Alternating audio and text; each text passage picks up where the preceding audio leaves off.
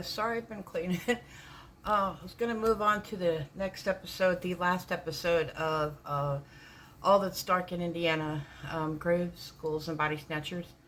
Um, I want to move on to something else in the series that's not so morbid. Uh, going to go on to some strange and unusual things as far as people concerning burials and things like that.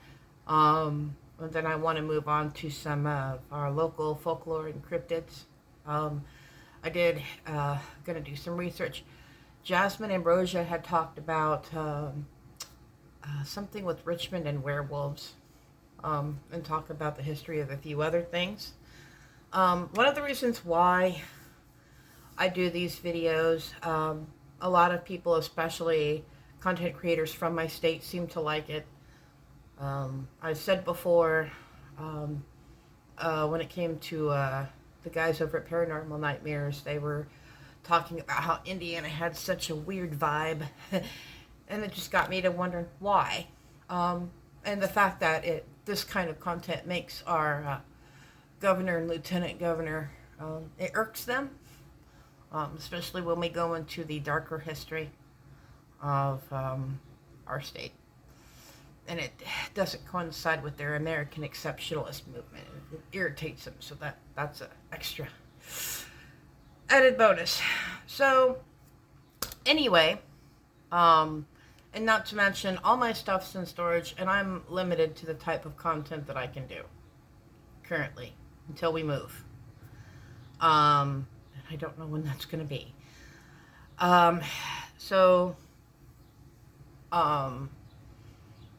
Anyway, on to the last but not least of the All That's Indiana Graves, Ghouls, and Body Snatchers. I can include and will include videos from Faces of the Forgotten, because he was the one that I had heard the story from, and he takes you to all the places so you get the story in more detail, because when I found out about it, I did do research on it.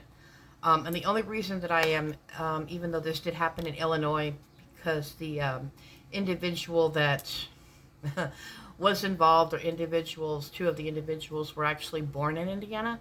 LaPorte, to be exact, the same town as serial unaliver Balganis, and that's a whole nother thing. That a whole nother video set that I'm going to do, because I got Erie over at Erie's Witchcraft in mind for that one. But anyway, Dr. Richards had become a physician, and of course in other videos during that time, cadavers were in a very short supply. He did start a medical college in LaPorte, and then he moved to a town in Illinois, St. Charles, where he was teaching. He had moved to the town and started a medical school. And of course, cadavers were not in a large supply. So one of his students, that is how one of his students obtained payment for his Mr. Rude. He's pretty rude, all right. Because I don't think he kind of got that medical degree. But anyway, he and several other students, that is how they would pay for their college, was to help retrieve and obtain cadavers for these medical experiments. Now, I did find it a bit strange, because at one point during this whole thing, they would discard pieces of body parts into the Fox River, and you could see them floating down the Fox River, and people, I don't know, they didn't put two and two together, but people tended to get I don't know, a little nervous and wanting to safeguard their loved ones. Um, but in 1849, after he had ran the college for several years in St. Charles, Illinois, he um, was seeing to it that some bodies had been procured. At one point, a Mr. Rude, uh, who and Dr. Richard's son, um, went to procure a deceased person for their experimentation. He was simply called the German Man. And on their way to the procurement, they stopped at a tavern, had a bit too much to drink, and got a little loud and proud with the plans that they had. One of the waitresses at the tavern overheard the conversation. She went to her father, told her father, and of course he sent his son to get the authorities. And the procurement of the German man was stopped, but they still managed to get the body of a young 17-year-old girl who had recently passed away. Whether she was married or engaged, or newly married or engaged, it wasn't quite clear. And he and his Mr. Root and his band did manage to procure her body.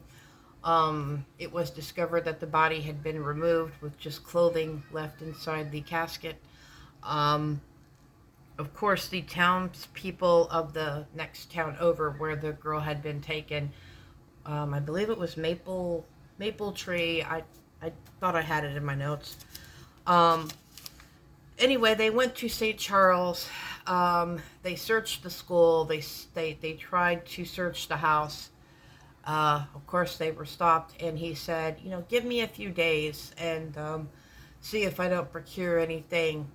And of course, they had already gotten the girl, taken her, done what they needed to do by this point, and of course, disposed of her in the river, or by the river.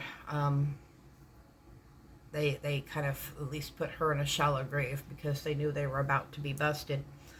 But eventually the girl's body was found.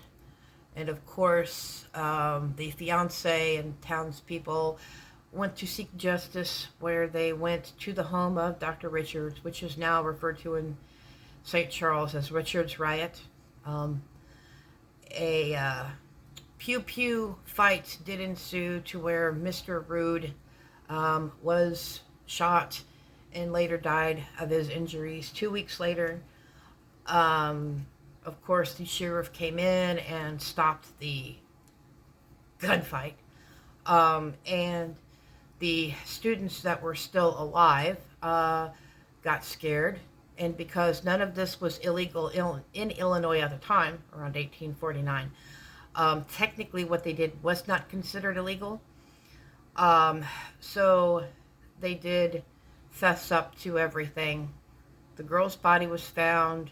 They had another funeral, and she was reburied. Dr. Richards was also shot, and left and moved to Iowa. And he did pass away from his injuries due to being shot. A few things, though, that I did want to add. When Dr. Richards went from Lockport, Illinois to St. Charles, there were remains. And on inspection of the house after the Pew Pew incident, body parts were found at the home. Those were a few other things that I did forget to mention. I have 101 distractions going on today. Anyway, Dr. Richards had traveled, even though he had established his medical college in LaPorte, Indiana, and he had moved to various colleges. Wonder why. um, before he went to St. Charles, and it was Sycamore, Illinois. I looked it up in my paper, where they stole the young girl's remains from. Apparently she was 16 and not 17. Apparently, he had to go back to Indiana to help because the medical college in LaPorte was failing.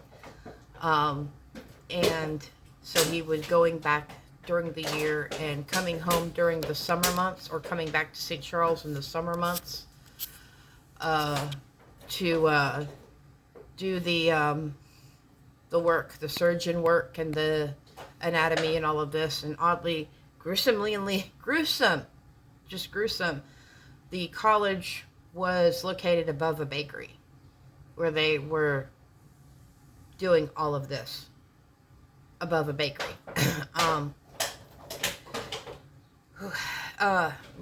FDA. Thank God for FDA. Not that we have it anymore. But anyway, not only were parts found in the home, bodies were found hanging from the rafters of the barn. Apparently people got sick of Richard's behavior, even though he had all kind of backing and such. Competitors were trying to start another college, and oddly enough, John Rood, who was Richard's student, this guy that couldn't pay tuition, he had been a student of one of the competitors, doctor. He was a student of one of the doctors that was trying to create the competitive college, you know, because people were getting tired of whatever Richards was doing.